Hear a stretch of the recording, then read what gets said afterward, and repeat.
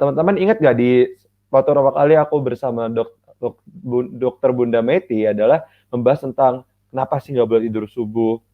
Nah itu Masya Allah aku udah mencoba teman-teman ya, walaupun sedikit masih ibaratnya perlu diistiqomahkan ya, karena maju mundur, apalagi qadarullah kadang-kadang kita juga tidurnya telat. Untuk membangun sahur tuh perlu ibaratnya nelfon teman-teman kayak lu bangunin gue, baru bangunin aku ya. Kadang kita juga yang masih terbiasa, tapi Masya Allah teman-teman, kerasanya beda banget. Kalau misalnya tidurnya agak telat, maksudnya sorry, habis subuh nggak langsung tidur, misalnya ngapain dulu, cek handphone atau lihat berita atau apa, do some stuff, kalau tidur lagi habis itu nggak lemes. Tapi biasanya kalau habis subuh langsung tidur, insya Allah teman-teman lemes. Nah, kita akan belajar lagi tentang kronobiologi. Nah, krono itu apa? Atau nggak salah tentang waktu. Nah, tambah berapa lama lagi udah ada guru kita nih, Dokter Meti. Assalamualaikum, dokter. Waalaikumsalam warahmatullahi wabarakatuh. Assalamualaikum, dokter. Apa kabar? Masya Allah. Alhamdulillah, sehat. Ya, Mas Tarik, sehat semuanya. Ini sudah tampak ya di layar ya? Sudah, dokter. Masya Allah. Nah, ini sepertinya lanjutan yang kemarin ya, dokter. Yang kemarin bersama saya kan, saya atau nggak salah yang saya ingat membahas tentang, yang saya paling ingat adalah jangan tidur habis subuh. Itu yang saya masih ingat. Ya, dokter ya. And then, habis itu sama teman saya, Mas Arif, habis itu kembali lagi nih masih lanjutannya kemarin ya, dok ya? Ya, insya Allah, tapi ini lebih ke hikmah beribadah dengan kesehatan dari seluruh yang diajarkan oleh Rasulullah dan Quran. Insya Allah hari ini kita bahas itu ya, Mas Tarik. Wah, dokter, Masya Allah. Aku aja nggak sabar nih, dok. Dan teman-teman yang di rumah atau di mana mereka berada sudah tidak sabar, dokter. Dokter, waktu dan tempat aku persilakan. Tafadhali. Baik. Bismillahirrahmanirrahim. Assalamualaikum warahmatullahi wabarakatuh. Alhamdulillahirrahmanirrahim. Wassalatu wassalamu ala asrofil anbiya'i wal mursalin wa ala alihi wa sahbihi ajma'in amma ba'du. Rabbi shrah li sadri wa yassir amri wahlul 'uqdatam min lisani yafqahu qawli.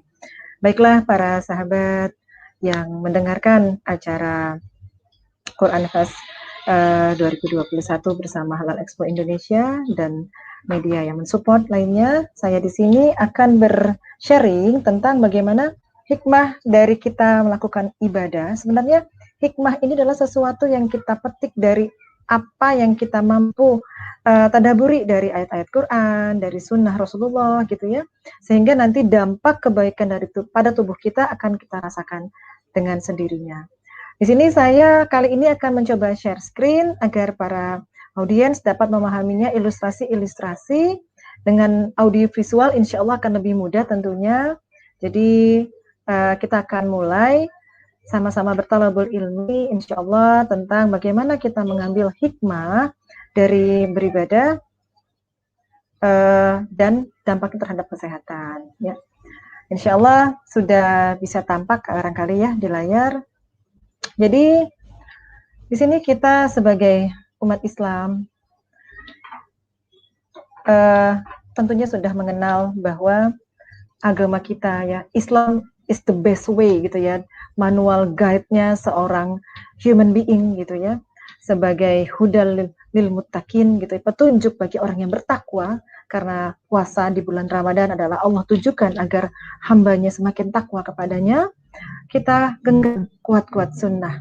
Salah satunya bagaimana dalam agama kita Islam mengajarkan suatu pengobatan holistik yang dikenal dengan tibun nabawi, apa yang merupakan perilaku Rasulullah yang disebut sunnah, apa yang merupakan perkataan Rasulullah yang disebut hadis, menjadi suatu nasihat yang kita yakini dapat menjaga keseimbangan bagi kesehatan ruh dan kalbu kita ya, ruh ya, dan juga jasmani kita. Dan ini sudah dibawa oleh Rasulullah risalahnya 1400 tahun yang lalu.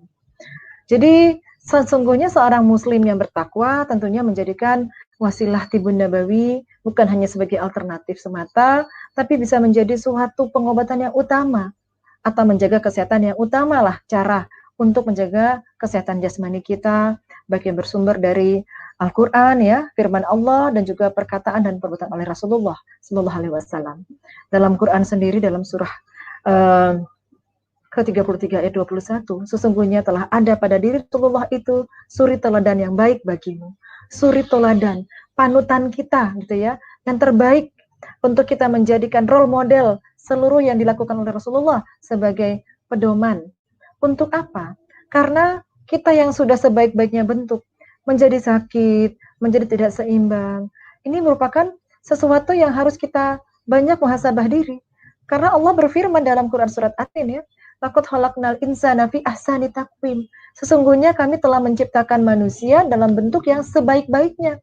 Bentuk sebaik-baiknya seperti apa dalam konsep hakikinya seorang manusia itu ciptakan Allah. Allah menciptakan Nabi Adam dimulai dari tanah. Jadi jasad, kemudian setelah sempurna jasadnya Allah tiupkan ruh, dan kemudian ada nafs ya. Jadi manusia itu bukan hanya semata jasmani, tapi juga ada ruh, ada juga nafs kolbu yang sifatnya jiwa, lebih kepada sesuatu yang tidak zohir gitu. Jadi kalau kita ingin menjaga kesehatan, bukan semata hanya jasmani saja yang harus kita jaga, ruh kita, kolbu kita juga harus kita jaga.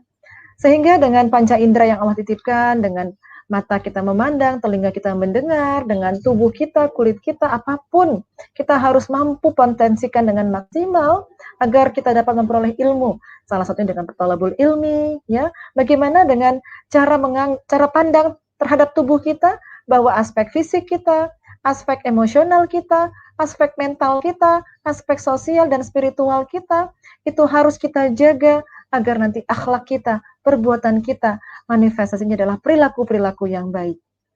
Inilah satu konsep bagaimana kesehatan holistik. Saya sebagai tenaga kesehatan hanya sebagai fasilitator yang memotivasi kliennya, pasiennya untuk menjadi sentral untuk bisa self-healing terhadap dirinya sendiri. Apa yang dia harus jaga? Apa yang merupakan pekerjaan fungsi fisik tubuhnya, lingkungannya, apa yang dia makan, apa yang dia minum, bagaimana ukhuwah silaturahimnya dengan sekelilingnya, bagaimana spiritualnya kepada Allah, kayak bagaimana menata jiwanya, kolbunya, manajemen stresnya.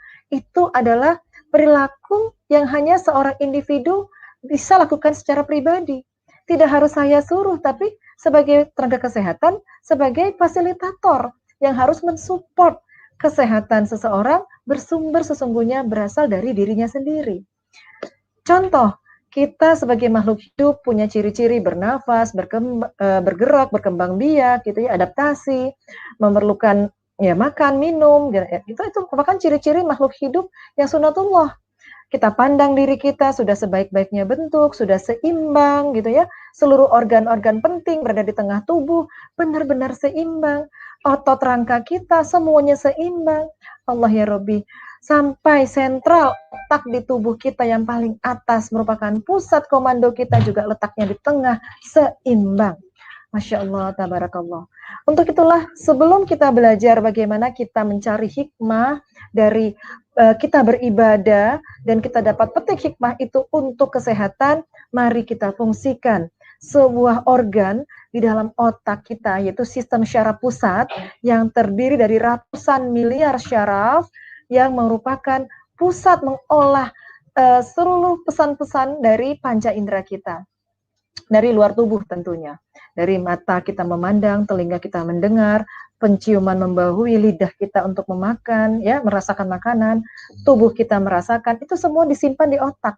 Dan fungsi otak di bagian lobus di depan ini yang kita selalu sujudkan ke dalam permukaan sajadah kita ketika kita sholat fardu kah, sholat sunnah kah, ternyata ketahuilah secara saintifik diteliti inilah pusat empati kita, pusat insight kita, pusat bagaimana respon adaptasi kita, emosi kita, bagaimana regulasi dari tubuh kita, moralitas kita, intuisi kita, rasa manajemen takut kita, luar biasa. Ini semua akan diteruskan kepada pusat limbik dalam otak untuk membuat manusia itu bisa fight and flight atau survive dalam kehidupan dunia.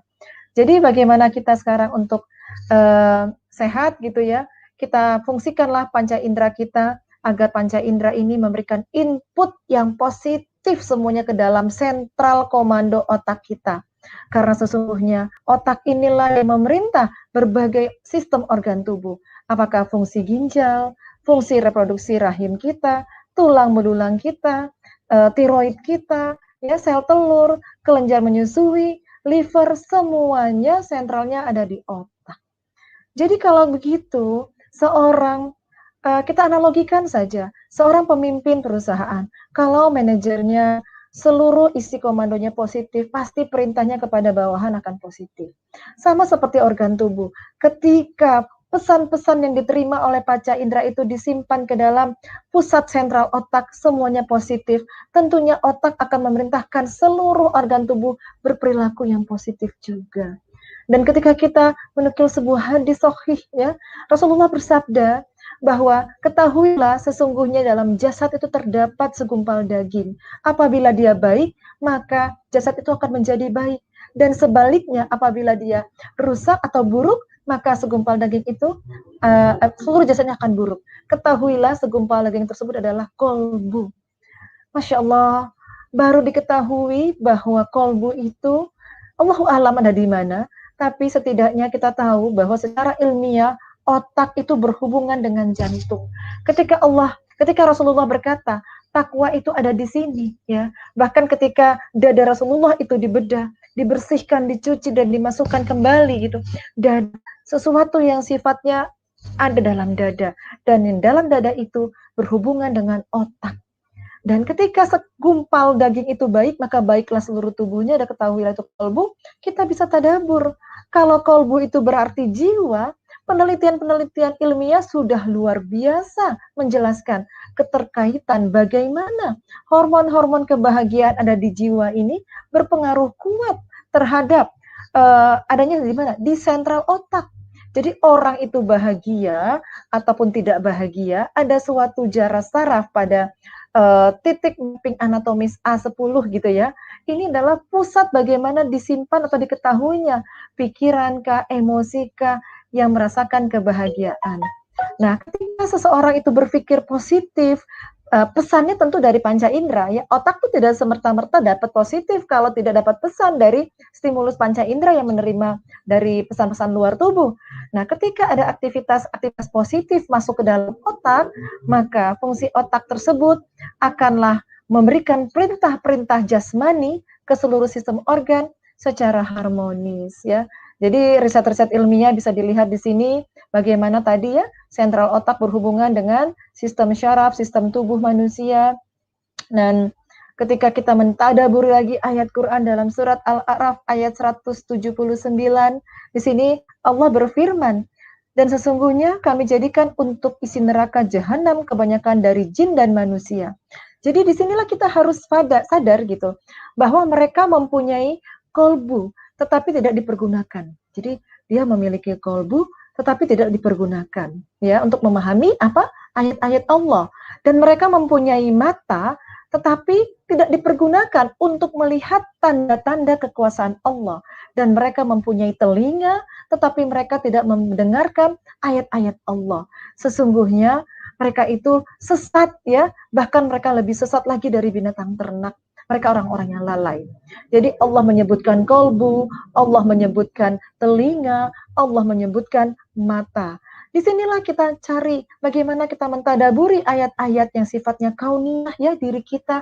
Allah, engkau sebutkan kolbu, engkau sebutkan mata, engkau sebutkan telinga, bahwa semua itu tidak akan diisi neraka itu tepat dengan isinya adalah jin dan juga manusia gitu ya. Orang-orang sebagian apa yang dimasukkan ke dalam neraka tadi? Orang-orang yang punya kolbu tapi tidak mampu melihat kebesaran Allah. Orang-orang yang melihat dengan mata tapi tak mampu melihat kebesaran atau sesuatu yang Allah hamparkan di muka dunia. Dan telinga juga tidak dipakai untuk mendengar kalamullah gitu. Jadi ketika otak begitu terintegrasinya dengan kolbu, maka kita yang sebagai manusia punya panca indera ini, hadapkanlah seluruhnya kepada Allah. Telinga senantiasa diisi dengan kalamullah, tilawah Quran, Masya Allah. Mata memandang apa yang Allah ciptakan.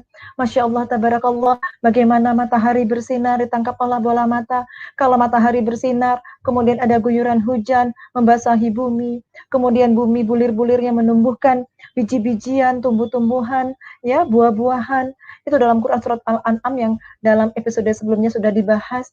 Jadi mata-mata seorang yang beriman seperti itulah yang Allah inginkan.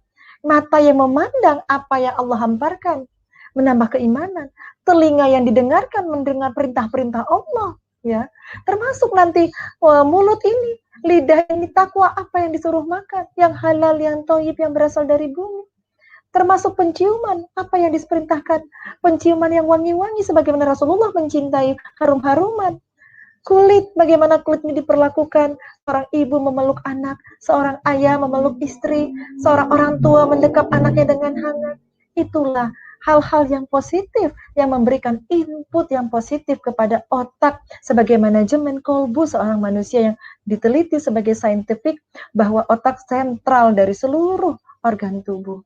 Nah, inilah yang ketika Allah berfirman dalam surat An-Nahl, kita tadaburi lagi, ya, kita baca dalam Quran An-Nahl ayat 78, Bismillahirrahmanirrahim.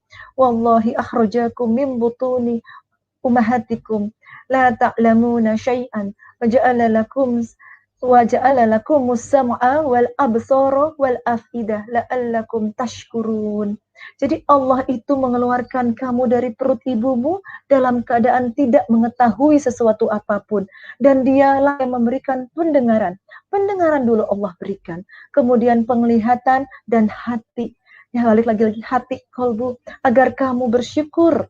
Jadi disinilah kita diberikan perangkat panca indera agar kita benar-benar dapat menangkap pesan-pesan dari alam, pesan-pesan dari ketaatan dari kalamullah tentunya, agar kita dapat menjaga ya kolbu kita sebaik-baiknya. Dan dari panca indera inilah kita mengetahui bahwa sebenarnya bukan mata kita yang tak mampu melihat kebesaran Allah, bukan telinga kita yang tak mampu mendengar kalamullah, tapi barangkali kolbu kita yang tertutupi oleh noda-noda hitam, dosa-dosa kita, sehingga kita tidak mampu mendengar dan melihat. Sehingga kalau tak mampu mendengar, melihat, tertaut kepada Allah, input-input yang positif pun akan terbatas masuk ke dalam otak kita. Dan untuk itulah sehingga otak mendapat input yang negativistik, sehingga otak memerintah 11 sistem organ adalah perintah-perintah yang tidak sinkron dengan kebaikan. Jadi, Masya Allah, penelitian-penelitian yang saya sampaikan di sini, yang saya paparkan, bagaimana ketika kita mendengarkan kalamullah, bagaimana gelombang otak menjadi tunduk patuh kepada Allah, menghasilkan gelombang alfa yang membuat perasaan menjadi lebih tenang, menjadi lebih rileks, ya. Itulah yang membuat hormon-hormon kebahagiaan itu melimpah. Penelitian-penelitian ketika didengarkan bacaan Quran, orang yang khusyuk berdoa, orang yang bermunajat dalam doa-doa di waktu-waktu mustajab, ketika diambil kadar hormon-hormon kebahagiaan ini, melimpah ruah dengan Masya Allah. Jadi ini luar biasa ya, bagaimana kejadian misalnya adanya depresi ya, rasa tidak baik dalam hati itu seseorang gitu, akan menimbulkan hubungan antara aterosklerosis, kejadian penyakit kekerasan pembuluh darah. Bagaimana ternyata hormon-hormon kebahagiaan dapat membuat keseimbangan energi dalam tubuh. Terus bagaimana hormon-hormon kebahagiaan tadi dapat membuat menekan hormon-hormon stres dalam tubuh gitu ya. Luar biasa ketika otak sebagai sumber dari mengakomodir input-input panca indera tadi. Kalau yang diinput dari panca indera adalah semua yang sifatnya negativistik dan stresor, maka dia akan menekan fungsi otak, dan fungsi otak akan mengaktifasi organ-organ tubuh yang lainnya, sehingga timbullah hormon stres yang melimpah di tubuh. Dan kalau sudah hormon stres melimpah di tubuh, yang disebut hormon kortisol, dampak yang paling nyata adalah, pertama, pembuluh darah kita mengecil. Pembuluh darah kita mengecil, nadi meningkat. Nadi meningkat, tekanan darah meningkat. Kalau sudah tekanan darah yang terus-menerus meningkat, diketahui penyakit hipertensi. Organ tubuh yang paling rentan dengan kejadian hipertensi adalah jantung, penyakit jantung. Kemudian organ tubuh yang sangat halus pembuluh darahnya adalah otak. Maka otak akan menjadi terjangkiti penyakit misalnya stroke cerebrovaskular. Kalau mengenai pembuluh darah di ginjal yang juga halus, glomerulus, akan mengenai sakit di ginjal. Subhanallah. Jadi ada hubungan erat antara bagaimana kebahagiaan kolbu ini, ketaatan panca indera ini, kepada manifestasi penyakit-penyakit dalam tubuh. Namun kalau semua yang positif tidak akan menimbulkan efek negatif kepada organ tubuh. Contohnya kalau di sini ya ada satu buku stres berhubungan dengan disease connection. Contohnya tadi seperti ini, bagaimana tadi pembuluh darah itu kembali mengecil ketika ada hormon-hormon stres yang melimpah di tubuh kita. Nah, bagaimana solusinya? Mari kita semakin takarub kepada Allah dengan serangkaian ibadah-ibadah di bulan Ramadan ini. Di sini kita baca ayat-ayat yang berhubungan bagaimana Al-Quran sebagai syifa. Quran surat Al-Isra ayat 82. Wa nunazzilu minal Quran ma huwa syifa wa rahmatan lil mu'minin. Kata Allah, kami turunkan dari Al-Quran apa-apa yang membuat obat penawar dan rahmat bagi orang-orang yang beriman. Jadi syifa untuk orang yang beriman. Tapi wala yazidu, untuk orang yang tidak beriman akan menjadi kerugian gitu. Jadi benar-benar Al-Quran ini adalah sebagai syifa, pengobat. Apakah pengobat penyakit stres tadi, input-input negativistik tadi, kalau dengan membaca Quran, insya Allah dapat kita tapis gitu ya, dapat kita kita jadikan suatu blokade asal agar jangan yang negatif-negatif yang kita dengar gitu. Tapi kalau kita mendengarkan Quran, otomatis input di telinga kita adalah sesuatu yang lebih positif gitu. Jadi penelitian tentang Quran, bagaimana bacaan recite Al-Quran itu adalah bagaimana sangat bermanfaat ya bagi otak kita gitu. Gelombang otak yang sangat menenangkan, itu gelombang alfa, theta, adalah suatu gelombang yang dapat menghasilkan deep relaksasi. Jadi benar-benar perasaan tenang gitu ya. Sebagaimana juga firman Allah dalam Quran surat Yunus ayat 57.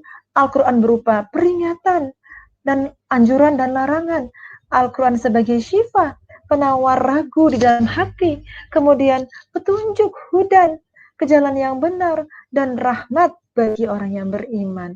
Jadi solusi stres tadi, bagaimana kalau kita kembali mencari Quran, membaca Quran, yakin kalau sudah beriman sami'na wa ata'na, Quran sebagai syifa, apapun penyakit gundah dalam hati, dalam kolbu, Quranlah sebagai obatnya. Begitu banyak ayat Quran tentang Quran sebagai syifa, ya, dan sebagai syifa khusus untuk orang-orang mukmin. Ya, jadi bukan hanya sebagai orang-orang biasa saja, tapi orang-orang yang mengaku beriman dengan Quran.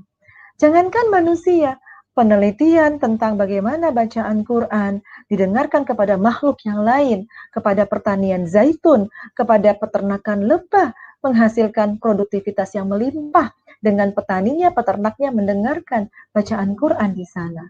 Bahkan suatu penelitian pada penyakit-penyakit kanker didengarkan bacaan-bacaan Quran, sel kankernya bisa apoptosis atau mati terprogram secara otomatis.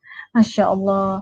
Jadi bagaimana kalau kita sebagai manusia yang beriman, mengimani Quran sebagai syifa, kalau saat ini sakit, kurang sehat badannya, bagaimana mencari Allah? Bagaimana kita berusaha menginput panca indera kita yang 5 tadi dengan hal-hal yang berkaitan dengan mendekatkan diri kepada Allah, gitu ya. Jadi inilah ketika kita sedang galau tadi, kalau kita terisi dengan hal-hal yang membuat kita cemas, depresi, panik, gitu ya. Carilah Allah. Kata Allah dalam Quran surat Ar-Ra'd ayat 28, gitu ya. Orang-orang yang beriman dan hati mereka menjadi tentram disebabkan karena mengingat Allah. Sungguh hatinya dengan mengingat Allah, hati menjadi tentram. Ketika kita sudah dekat dengan Quran, kita ingat lagi bagaimana tubuh ya, ketika kita mengingat sabda Rasulullah, hendaklah kamu memakai 2 alat penyembuh syifa, yaitu madu dan Quran. Setelah kita dekat dengan Quran, kita mengutamakan madu sebagai makanan-makanan yang senantiasa kita mulai dulu sebelum makanan yang lain sebagai skala prioritas gitu ya. Kemudian sholat ya, kemudian wudhu, bekam adalah sesuatu yang Islam ajarkan. Selain Al-Quran dan madu, kita tahu sholat sebagai penolong kita, jadikan sholat dan sabar sebagai penolongmu. Wudhu juga penangkal dari segala amarah yang negatif, karena ketika seorang marah, sabda Rasulullah ketika kita berdiri, duduklah. Ketika masih marah lagi, berbaringlah. Masih marah lagi, berwudhu. Kata Rasulullah, wudhu sebagai wasilah bagaimana menenangkan hati, menenangkan kolbu yang sedang amarah.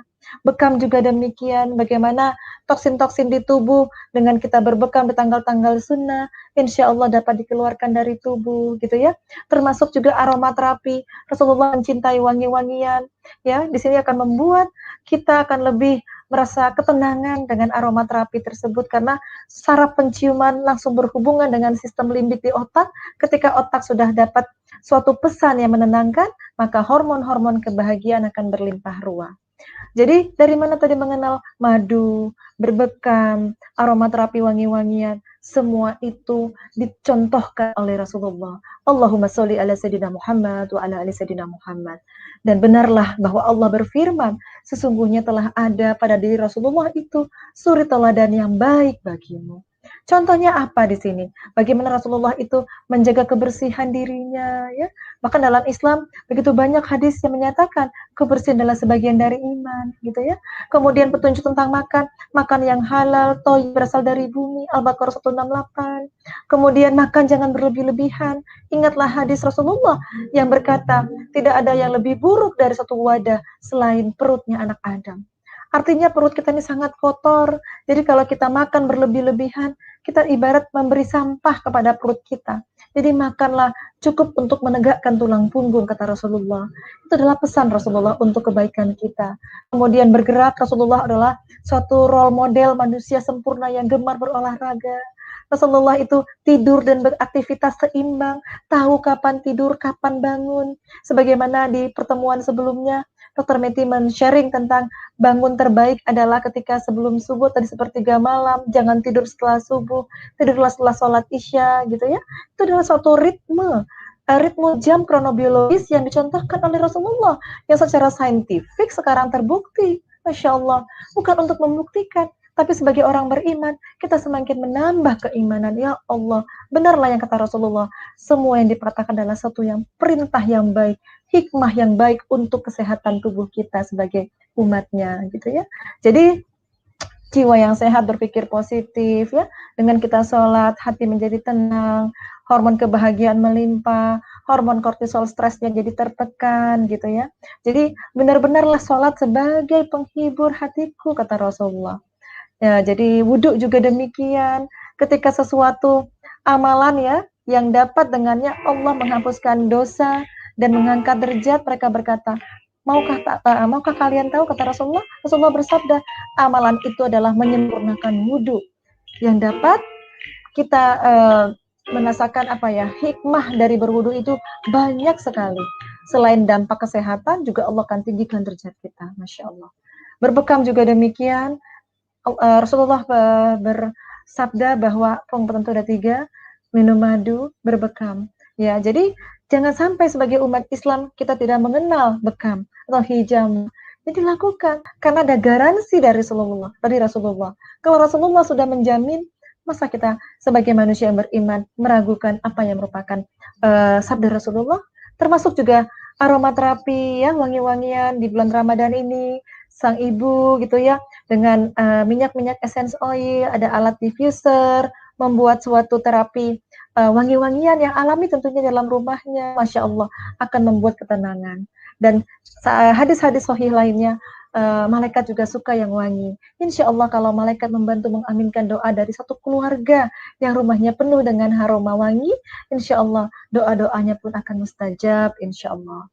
Dan kemudian ketika panca indera kita lidah dikenalkan dengan makanan-makanan yang alami yang berasal dari bumi, insya Allah semua yang kita makan yang berasal dari bumi itulah perintah Allah kepada manusia untuk menjaga atau memilih makanlah yang halal. Tentunya dibeli dengan uang yang halal, yang thayyib diolah dengan thayyib, tidak berlebih-lebihan, tidak mengandung unsur najis atau kotoran, gitu ya. Kemudian berasal dari bumi, kita mempertahankan produk-produk alami yang berasal dari alam, sebagaimana Allah ingin kita melakukan ini, gitu ya. Jadi panca indera seperti itulah yang ingin Allah pada hambanya untuk ditautkan kepada ketakwaan kita kepada perintah-perintah Allah. Jadi kalaulah sudah Allah berfirman dalam Quran surat Ibrahim gitu, tidaklah kamu perhatikan cara Allah membuat perumpamaan melalui kalimat yang baik, sebagaimana pohon yang baik yang akarnya kokoh memiliki cabang-cabang sampai ke langit. Jadi dia pohon yang menghasilkan buah pada setiap musim dengan izin Tuhannya. Allah membuat perumpamaan itu untuk manusia supaya mereka ingat perumpamaan kalimat yang buruk sebagaimana pohon yang buruk yang akan akar-akarnya dicabut dari permukaan tanah yang tidak kokoh. Allah akan menguatkan orang-orang yang beriman dengan jaminan dalam kehidupannya dunia beserta akhirat. Nah, jadi Allah itu mengumpamakan sebuah pohon. Kalau kita tadabbur dalam Quran ini gitu, ketika iman kita ya, ketakwaan kita ibarat adalah akidah akar pohon yang kokoh. Ketika itu sudah baik ya, iman ini baik karena semua panca indera terpaut kepada Allah, input-input ke dalam otak sesuatu yang baik, maka akar ini akan kokoh. Kalaupun ada badai ujian terhadap diri kita, yang ibarat itu adalah menerpa ranting, dahan, dan dedaunan, karena akarnya kokoh, pohon ini tidak akan mudah tercabut. Tapi kalau imannya, ketakwaannya belum kokoh gitu ya, input-input yang membuat perkataan-perkataan buruk yang lebih banyak, makanya ketika ada ujian badai yang menerpa dahan, pohon, dan ranting, barangkali akar yang tidak kokoh akan mudah tercabut dan iman kita akan luntur. Jadi bagaimana perumpamaan-perumpamaan baik? Berarti menginputlah sesuatu yang baik kepada seluruh panca indera kita. Jadikan bulan Ramadan ini untuk berlatih, menginput semua yang baik saja gitu ya, menapi semua yang buruk.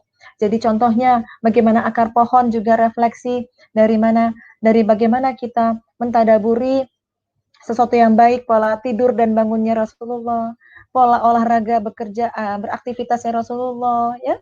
Rasulullah itu pertama dari hal yang kecil saja, berjalan kaki di masjid pada subuh hari, pulang dari masjid memilih rute yang berbeda. Itu kan caranya Rasulullah, ingin umatnya mencontohnya, ternyata agar kita tidak tertidur lagi setelah subuh. Aktivitas tubuh terus kita lakukan pada ketika semburat matahari bersinar gitu ya. Bagaimana nutrisi juga ditadaburi, bagaimana Rasulullah itu gemar sekali minum madu, makan kurma di pagi hari gitu ya, minum minyak zaitun dari pohon yang diberkahi, bahkan balurlah minyak zaitun tersebut. Kemudian manajemen stresnya Rasulullah adalah terus mendekatkan diri kepada Allah, bukan cari obat untuk menenangkan diri. Bagaimana kemudian silaturahim kita ya, bagaimana kita berukhuwah dengan sesama, bermuamalah dengan orang-orang yang insya Allah kita jalinlah persahabatan gitu. Insya Allah bagaimana kita mentadaburi lingkungan, kita jaga keseimbangannya, keselarasannya, jangan sampai kita mengotori lingkungan atau menebang pohon. Masya Allah, kegiatan positif inilah yang menjadi bagaimana kita sembari terus mengokohkan keimanan dan ketakwaan kepada Allah, karena perbuatan-perbuatan baik tersebut pesannya tentunya akan disimpan kepada sentral jasmani kita, yaitu otak tadi. Jadi ketika diteliti bahwa ketika akar pondasi pohon seperti ini ya, kita akan membuat suatu harmonisasi kepada sistem-sistem organ tubuh yang lain. Ketika perilaku-perilaku hidup sehat kita, lifestyle kita, kita berislam secara kafah, di jalan yang lurus, semua yang Allah perintahkan dilakukan, semua yang Allah larang dijauhkan, yakinlah kestabilan dari jasad kita akan terjaga dengan baik. Jadi bagaimana di sini Dr. Meti bersharing, takwa saja kepada Allah. Ikuti apa yang menjadi perintah Allah dalam Quran, sunnah Rasulullah, hadis Rasulullah. Kita ambil secuplik untuk kesehatan jasmani kita saja dan kesehatan kolbu kita saja. Salah satunya dengan bersyukur ketika mendapat kebahagiaan dan bersabar ketika mendapat cobaan. Insya Allah itulah kunci kebahagiaan seorang mukmin. Dan ketika itu sudah terjadi, maka yakinlah hormon-hormon kebahagiaan akan melimpah ruah di dalam otak. Kalau otak sudah positif inputnya, yakinlah seluruh tubuh kita, seluruh sistem organ kita akan mendapat perintah yang baik sehingga dapat berperilaku yang baik pula. Jadi intinya sharing Dr. Meti hari ini adalah bagaimana kita mempelajari diri, mengambil hikmah dari kegiatan beribadah kita kepada Allah di bulan Ramadan ini, apalagi khususnya ya Syahrul Mubarak, kita semakin mengenal kebesaran Allah, memahami bahwa Al-Quran dan juga sunnah hadis Rasulullah sebagai suatu uswatun hasanah, role model terbaik kita, tuntunan paling baik untuk mencapai kesehatan yang baik itu kalbu maupun jasad kita secara hakiki. Jadi mari semangat, jaga panca indera, potensikan panca indera untuk menginput semua yang baik. Insya Allah otak kita akan menyimpan memori yang baik dan memerintahkan seluruh yang baik kepada seluruh jasad tubuh kita. Segala yang sempurna datangnya dari Allah, segala yang tidak sempurna datangnya dari saya pribadi. Billahi taufiq wal hidayah. Assalamualaikum warahmatullahi wabarakatuh. Waalaikumsalam warahmatullahi taala wabarakatuh. Masya Allah dokter, ini aku masih tercengang dok. Ternyata ketika kita mulai kembali ke Quran, maksudnya untuk bagian kesehatan aja tuh, Masya Allah, Quran pun detail sekali untuk membahas beberapa hal. Nah, dok, Panca indera. iya panca indera, terus luar dalam tubuh manusia, gimana tubuh manusia bekerja, sampai ternyata baru hikmah yang tadi dokter bilang, Nabi Muhammad misalnya ke masjid pulang pergi jalur berbeda tuh ternyata ada story message behind it itu dokter. Iya, manfaat, Masya Allah. Nah dok, aku izin bertanya boleh dok? Ya silakan Mas Torik. Begini dok, kan banyak dari kita mungkin yang sedang berusaha meniti kembali ke jalan yang benar dok. Ya dimana mungkin apa yang kita konsumsi, misalnya makanan atau informasi yang kita dengar tuh sudah lama kita terbiasa dengar yang salah, yang tidak baik, makan yang tidak baik, berkelakuan yang tidak baik, konsumsi yang tidak baik, sehingga overall menjadi tidak baik. Itu gimana cara kita kembalinya dok ya? Iya, jadi insya Allah melalui Ramadan ini kita dilatih sebenarnya Mas Torik. Kan Ramadan ini kita bukan hanya menapis apa yang kita mau makan atau minum saja ya, tapi juga menjaga pandangan, mendengar yang baik-baik gitu ya.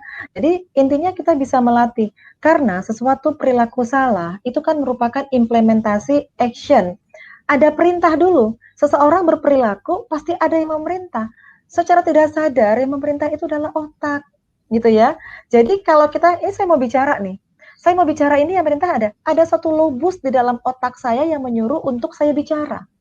Artinya kalau lihat ada orang impairment terhadap penyakit cerebrovaskular stroke saja, ada mengenai suatu sentral yang memerintahkan bicara. Terjadi ketidakmampuan bicara, paham ya? Jadi untuk teman-teman yang mau hijrah sekarang gitu, ayo sekarang inputlah panca inderanya dari mulai telinga, tapis, mana yang baik dengarkan, mana yang tidak bermanfaat, yang bikin hati lemah, tinggalkan. Apa yang mau dilihat, sesuatu yang baik kah, sesuatu yang dapat membuat syahwat kah, itu kan kita sendiri yang dengan hati bisa menapis. Penciuman, mau cium bahan semprotan pestisida kah, aromaterapi yang harum kah, ya oke, parfum juga wangi, tapi dia tidak alami gitu ya, karena Rasulullah sukanya yang alami tentunya ya, minyak misik, minyak ambergris, itu kan yang disukai Rasulullah gitu ya. Jadi jangan sampai kita jadi bilang wangi ya parfum gitu, ya oke, no problem tentang parfum, tapi kan kita pengen yang lebih alami. Kemudian apalagi ketika baik, tubuh kita, jangan sampai gitu, kita ingin baik, kita menyakiti, maaf, anak kita dicubit ya, atau suami melakukan KDRT kepada istrinya, pasti nanti sang istri atau sang anak yang mendapat perlakuan pada panca indera perabanya akan menginput yang negatif di otaknya, akan timbul stres, hormon stres di tubuh, akan memicu terjadinya panik, depresi, cemas, dan lain-lain gitu ya. Apalagi yang terakhir, tadi lidah. Nah, selektiflah lidah. Kalau lidah ini ada panca indera manis, asam, asin, pahit. Jangan hanya melulu yang manis saja dimakan. Yang pahit sekali-sekali difungsikan dong panca indera pahit. Makan sambiloto, makan temulawak, makan buah pare. Itu kan rasa syukur seorang manusia yang sudah diberikan panca indera lidah merasakan yang pahit gitu ya. Itu hal-hal simpel saja. Kalau kuncinya dalam acara ini, Talabul Ilmi topik hari ini, untuk menjadi baik, jaga panca indera yang 5 tadi. Karena Allah berbicara tentang panca indera, hai manusia, engkau kukeluarkan dari perut ibumu tidak tahu apa-apa. Akulah yang memberikan pendengaran, penglihatan, dan hati. Berulang kali Allah memberikan keterangan firman Allah seperti itu. Jadi ketika Allah memberikan itu, lakukan apa yang Allah berikan tadi, juga terpaut kepada Allah. Telinga yang diberikan Allah, Allah engkau berikan aku telinga, aku dengarkanlah apa yang kau perintahkan Allah. Allah engkau berikan aku mata, aku akan lihat kekuasaanmu di muka bumi ya Allah. Tapi kalau kita menyeleweng, melihat sesuatu yang haram, mendengarkan sesuatu yang membuat hanya melemahkan hati, ya tinggalkan. Insya Allah. Demikian Mas Tarik. Nah, Masya Allah dok, ini ada dari audiens mau nanya dok, ini dari Mbak Dewi Andriani. Assalamualaikum Dr. Meti, berbicara tentang fisiologi manusia dan beribadah, saya mau tanya, Saya mau tanya secara fisik dan mental sejak kapan nih anak-anak boleh dan siap diajarkan untuk berpuasa? Terima kasih dok. Ya, untuk konsep fikih ya tentang anak-anak berpuasa, memang secara puasa juga ada hukumnya ketika orang sudah balik ya, yang diwajibkan berpuasa gitu. Ketika anak-anak, tapi kita bisa bicara kok, kita bisa banyak baca tentang sirah bagaimana Rasulullah ketika dalam satu kaum muhajirin, barang siapa yang hari ini ketika Syuara kalau nggak salah ya hari 10 di bulan Muharram gitu. Rasulullah ingin mengajak seluruh umatnya itu berpuasa. Tak terkecuali anak-anak itu diajak berpuasa juga, ini kisahnya gitu ya. Anak-anak itu sampai nanti diajak oleh ayah-ayahnya membuat suatu bola-bola dari benang wol kalau tidak salah ya dalam kisah tersebut. Untuk membuat anak-anak yang mungkin merasa lapar, tidak kuat gitu teralihkanlah pikirannya sampai nanti di akhir berbuka mereka tahan gitu. Jadi ada kisah seperti ini berarti kita sebagai orang tua sudah bolehlah mengajak anak-anak berpuasa tapi tidak memaksa. Jadi dengan santai, dengan bermain, dengan mengalihkan perhatiannya dengan hal-hal yang sifatnya menghibur gitu ya. Tapi tetap yang namanya kita sebagai orang tua yang harus mengajak sahur karena sahur kan ibarat kita sarapan pagi gitu ya. Jadi kalau menurut saya usia anak-anak dari anak-anak sudah tahu aja ayah ibunya sadar berpuasa, ajak saja. Walaupun mungkin masih tengah hari, pelan-pelan bertahap. Ketika kapan anak-anak sudah tahu orang tua berpuasa? Ketika sudah duduk di bangku mungkin PAUD gitu. Walaupun sampai setengah hari, lakukan. Karena ada satu filosofi, ala bisa karena biasa. Insya Allah sesuatu yang akan biasa menjadi suatu habitual anak-anak kita. Insya Allah. Demikian dari saya, Mas Tarik. Berarti kalau misalnya anak-anak pun sudah misalkan banyak nih dok, anak-anak zaman sekarang yang ibaratnya udah TK tuh udah TKB misalnya TK 0 besar tuh udah mulai berpuasa penuh sebenarnya itu tidak apa-apa dok di dalam untuk tubuhnya mereka. Ya sebenarnya, tapi tetap kalori itu kan yang input sama output harus seimbang. Jangan sampai nanti defisiensi, malnutrisi, dehidrasi, jolim orang tuanya. Ya paksakan, oh kalori anak saya butuhnya 1.500 kilokalori. Kita harus cerdas dong ngitung basal metabolic rate anak kita. Kalau mau ilmiah nih, ditakar. Tinggi badannya, berat badannya, umurnya, aktivitas anaknya. Ya anak-anaknya ada yang duduk aja, ada yang hobinya lari, ada hobinya manjat, ya dihitung juga tuh koefisien pengali aktivitas. Keluarlah kalorinya 1.500. Ya seorang ibu harus cerdas, itulah gunanya Madrasatul Ula, bukan hanya mendidik tapi juga menyiapkan dapur rumah tangganya. Oh anak saya harus makan segini-segini, oh harus makan 5 suap nasi, harus makan 2 ekor ayam, harus minum segini cc air misalnya, 30 cc per kilogram berat badan. Ya itu dibagi 2, setengahnya di sahur, setengahnya dibuka gitu. Jangan nanti hanya dikasih sebutir kurma saja, iya ini sunnah. Ya memang sih boleh saja gitu, tapi kan memang kita ya harus tanggung jawab juga terhadap kecukupan asupan anak kita gitu. Ya harus cerdas. Jadi dengan kita bertanggung jawab menyukupkan kalorinya. Hanya mengubah waktunya saja sambil kita mengajak anak kita untuk sama-sama mencari hikmah bagaimana puasanya Rasulullah, bagaimana balasan-balasan Allah gitu kan. Coba deh. Nah, kalau misalnya kita beramal ibadah, kita diberi ganjaran apa nak? Pahala gitu kan dari Allah. Oke. Tahu nggak nak kalau kata Allah puasa untuk Allah kata Allah nak. Nah kalau minta sama Allah bisa minta apa aja nggak nak? Bisa minta apa aja bisa. Nah bayangkan iming-imingnya hadiah dari Allah gitu ya. Pasti anak akan mama aja dimintain jajan langsung ngasih gitu kan. Nah apalagi dari Allah nak. Abang adik mau minta apa saja Allah kasih. Ayo belajar puasa. Nah begitu ya interaksi antara ayah dan ibu mengajak anak sembari mengajak bukan memerintah dengan keras tapi mungkin kita mengayom anak, mengajak anak gitu dengan kelemah lembutan lah tentunya, insya Allah.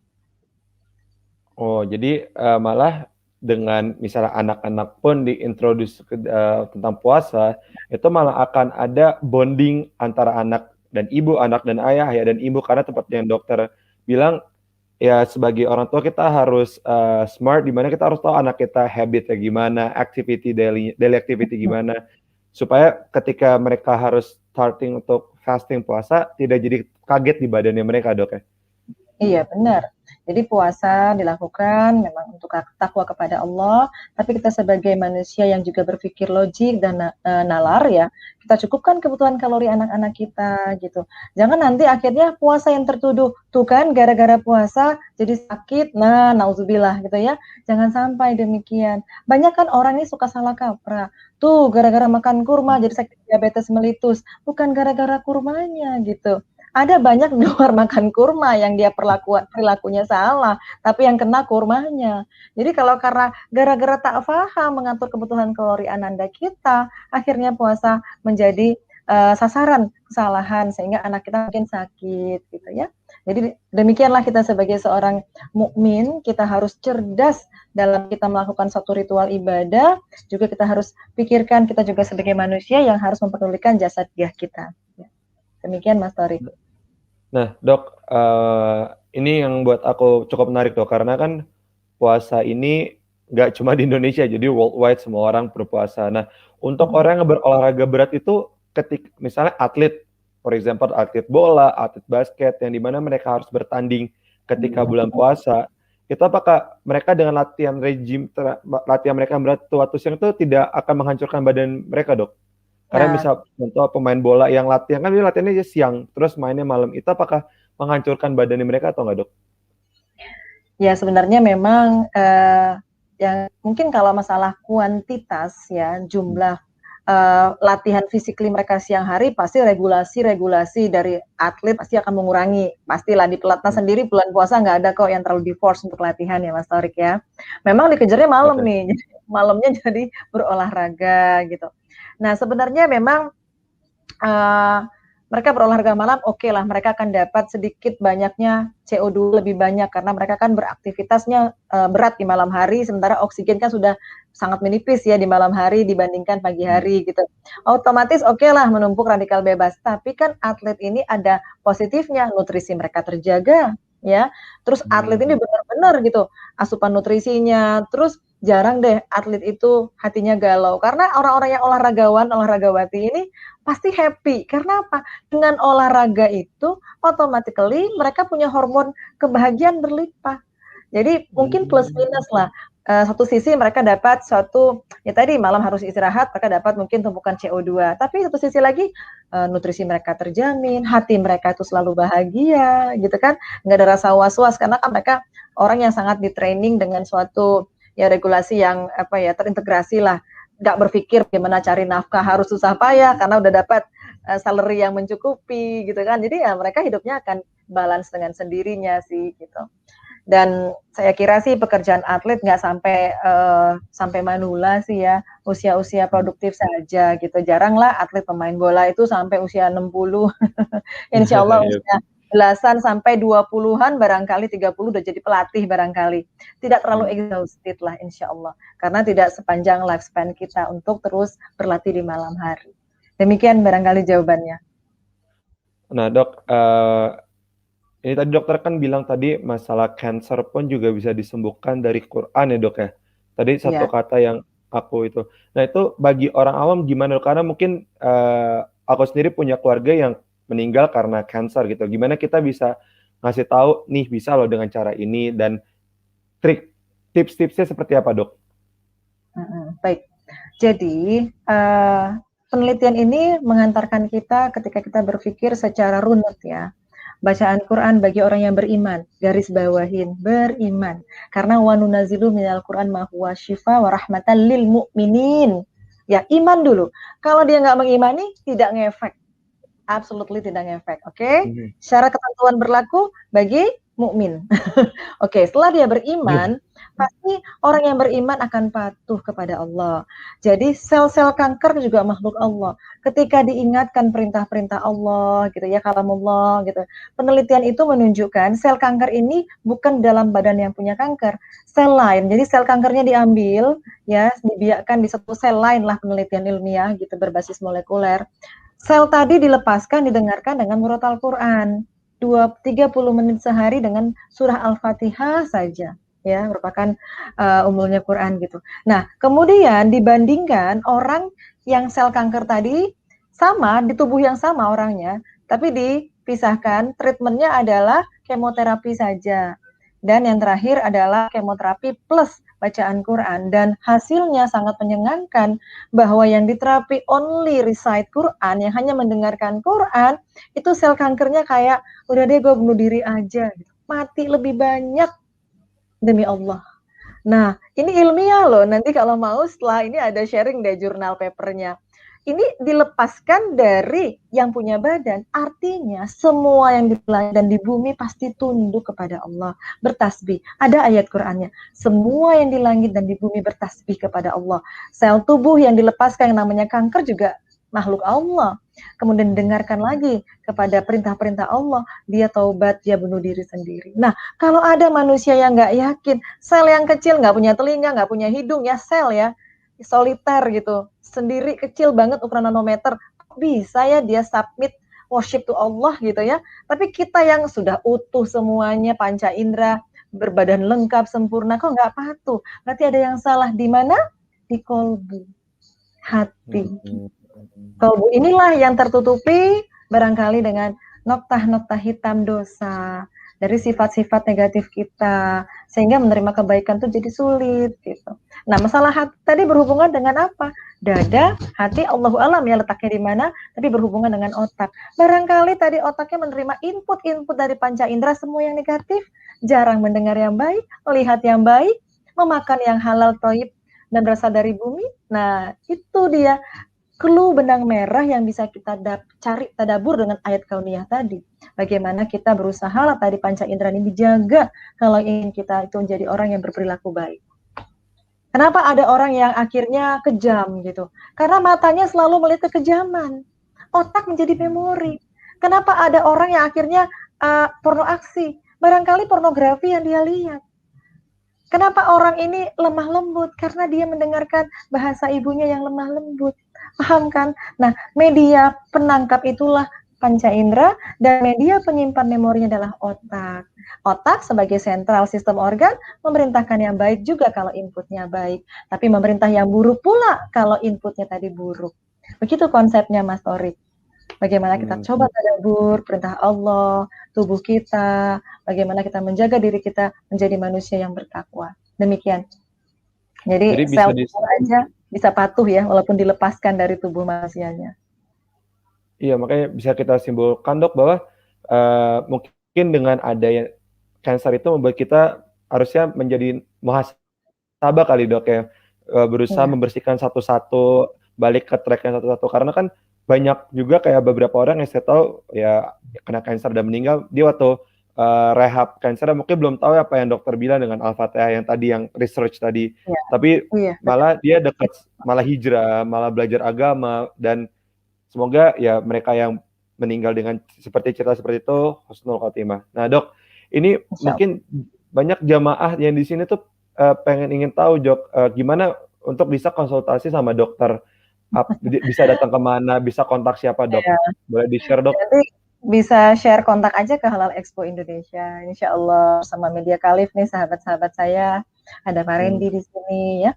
Jadi intinya saya bukan untuk, kita sama-sama belajar bagaimana ilmu ini kan bukan yang dihafal, tapi yang diamalkan. Sebagai dokter, ilmu saya bukan untuk saya hafal, bagaimana saya bisa men-sharing agar klien saya, sahabat saya bisa mengamalkan. Terlepas dari tadi ini ya, obrolan ini, kanker itu adalah suatu sel yang perintahnya untuk membelah tidak sebagaimana perintah yang sudah sunatullah.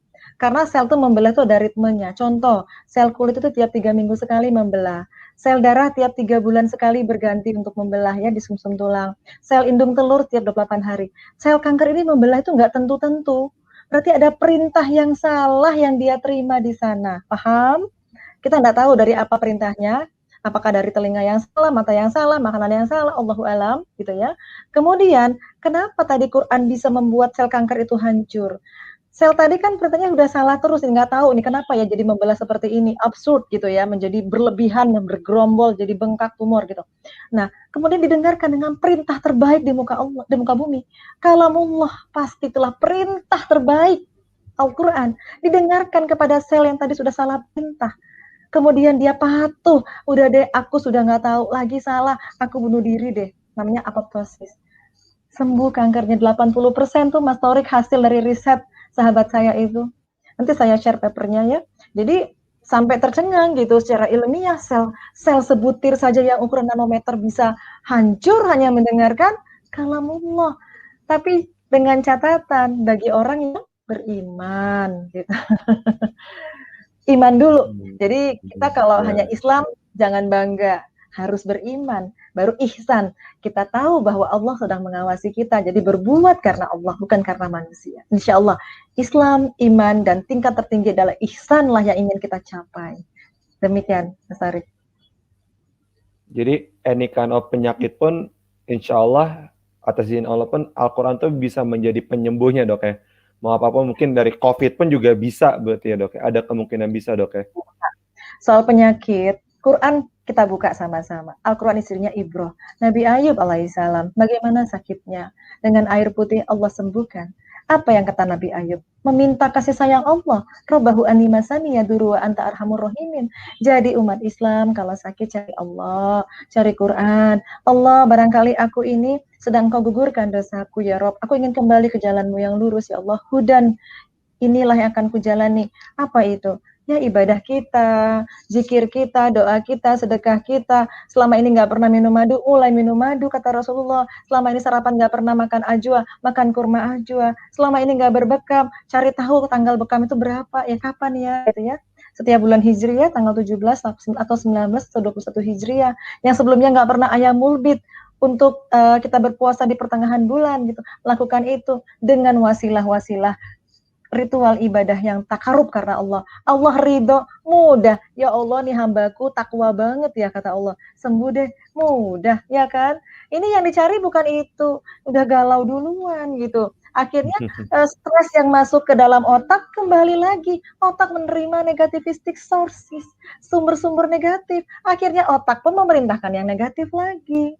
Begitu. Positive thinking saja. Cari Allah, cari Quran, cari uswatun hasanah kita, perbaiki diri, insya Allah. Quran sudah menjelaskan begitu banyak perumpamaan. Ya, jadi ibarat pohon tadi, mari kokohkan akidah kita, kokohkan ketakwaan kita. Bedanya pohon beringin dengan pohon tauge, kalau pohon tauge kena angin pasti copot gitu ya. Tapi kalau pohon beringin mau dihajar pakai angin puting beliung, tidak akan lepas. Begitulah orang bertakwa. Ketika sudah genggam kuat-kuat Quran dan Sunnah, kita akan selamat dunia dan akhirat. Insya Allah.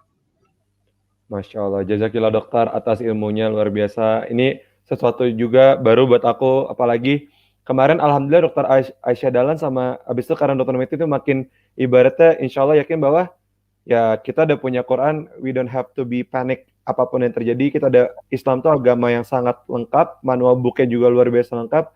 Jadi ngapain kita harus, ya oke sih baca jurnal ilmiah karena aku juga suka baca, tapi kita udah punya center of everything gitu dok. Jadi makin insya Allah teman-teman yang dengar makin yakin gitu dok. Ya benar, karena kan memang benar. Tadi kan sudah Ramadan ini nih momentum ketika kita menjadi kita sedang dilatih gitu ya menjaga diri kita. Nah ini kan jadi kita sudah bisa menapis nih apa yang masuk ke dalam panca indera kita kan. Latihan nih bulan depan nih setelah bulan Ramadan Syawal sama juga. Jangan kita lepas, udah makan berlebihan manis mulu cookies cake deh. Karena kan panca indera lidah ada yang pahit. Jangan sampai lupa masukin yang pahit. Itu hal-hal kecil lah untuk sebagai satu yang ringan saja gitu ya. Jadi bagaimana keistiqomahan ya Allah itu akan suka ibadah walaupun sedikit tapi kita terus menerus. Bukan ibadah hanya luar biasa di Ramadan kemudian bulan berikutnya jadi nol lagi gitu ya. Jadi latihanlah terus Ramadan ini seperti ini menapis input panca indera yang positif. Jadi dari dulu mungkin dengar lagu yang sifatnya tidak ada ukhrawinya 50%, sekarang di Ramadan 80%, teruskan 80% di bulan berikutnya gitu. Jadi kita sudah mulai mengurangi apa yang kita input. Jadi jangan denger lagu-lagu yang bikin baper, bucin-bucin mulu, maaf gitu anak kekinian. Bagaimana bucinnya sama Allah gitu ya. Jadi ya Allah dan kita semakin jatuh cinta sama Allah kan ingat, tak kenal maka tak sayang. Enggak kenal Allah bagaimana mau sayang sama Allah? Karena Allah kan Rahman dan Rahim. Bagaimana mau dapat cinta Allah kalau kita pun tidak cinta sama Allah? Jadi harus kenal gitu ya. Insya Allah dengan Quran kita akan kenal Allah betapa luar biasanya pedoman itu. Maha besarnya Allah dengan segitu kasih sayangnya terhampar di muka dunia. Jadi semangat Mas Sorik, insya Allah generasi muda, Ramadan Ya, sebagai tempat kita berlatih untuk semakin makin insya bertakwa. Allah. Oke, dokter jazakillah khair atas waktu dan ilmunya, dan teman-teman yuk kita mari bareng-bareng kita juga doain dokter Meti supaya selalu sehat, selalu istiqomah, dan ingin selalu Ya. bisa bersamai kita supaya makin lebih baik, dan mau ngingetin murid-muridnya yang di sini tuh yang kadang masih suka bandel, masih ibaratnya sakit bukannya Allah malah galau dulu. Misalnya ada kena COVID panik tapi bukannya nyari Allah dulu, masya Allah, tabarakallah. Nah, Misalnya tadi hal simpel aja, Rasulullah mengajarkan kebersihan, bahkan kebersihan sebagian dari iman, itu Islam mengajarkan. Kena COVID, jangan-jangan emang tangannya nggak dicuci, nggak bersih, nggak buat protokol kesehatan. Apakah salah kita? Kita yang lupa tadi sunnahnya bahwa kebersihan sebagian dari iman gitu. Orang misalnya wanita kena keputihan, terus nyalahin, iya ini keputihan, bukan salah kumannya. Ada kesempatan kuman masuk karena kita lupa menjaga personal hygiene kita gitu ya. Jadi sebelum menunjuk sesuatu dengan satu jari, ada 3 jari mengarah kepada kita. Ingat itu, jangan salahkan makhluk Allah yang lain, barangkali kita yang belum secara kafah menjaga diri kita. Gunakanlah role modelnya Rasulullah, manual book-nya adalah Al-Quran, insya Allah. Tapi dengan kita mampu dong tadaburi ayat-ayat kauniyah tadi. Insya Allah, Allah akan fakihkan kita dalam agama. Allahumma fakihu fidin wa alimna ta'wil. Minta sama Allah, Allah akan berikan kita hidayah dan mampu mentakwil atau mampu mengambil hikmah dari segala pelajaran yang ada dalam Quran. Demikian Mas Tarik. Teman-teman, semoga teman-teman puasa kali ini makin semangat dan makin jauh lebih baik. Semoga habit baru yang ada di bulan Ramadan ini kita bisa continue sampai bulan-bulan lain dan upgrade terus sehingga kita suatu saat nanti bisa kumpul bareng di surganya Allah. Amin. Teman-teman, itu aja dari kami, dari dokter juga, dari kru yang bertugas, izin pamit. Mohon maaf kalau ada kesalahan murni datangnya dari kami, sempurna hanya dari Allah. Mari kita tutup dengan doa kifaratul majlis. Subhanakallahumma hamdika asyhadu an la ilaha illa anta astaghfiruka wa atubu ilaik, dan membaca surat Al-Asr. Al-Asr innal insana fi usrin allazina amanu wa amilus solihati wa tawassaw bil haqqi wa tawassaw sabr. Teman-teman jangan lupa sharing ilmu ini ke teman-teman yang lain, upload di Instagram, share story di story teman-teman, semoga akan banyak hikmah yang teman-teman dapatkan dan teman-teman juga mendapatkan. Izin pamit semuanya, wabillahi taufiq wa hidayah. Wassalamualaikum warahmatullahi wabarakatuh. وخلق الجان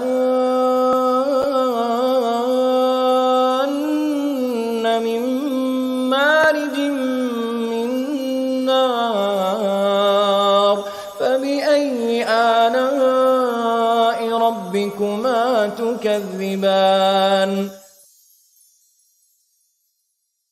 وخلق الجان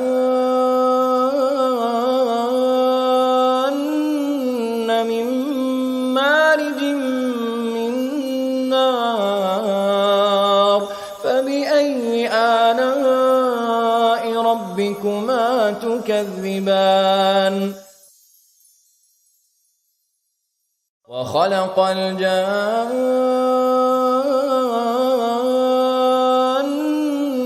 من مارج من نار فبأي آلاء ربكما تكذبان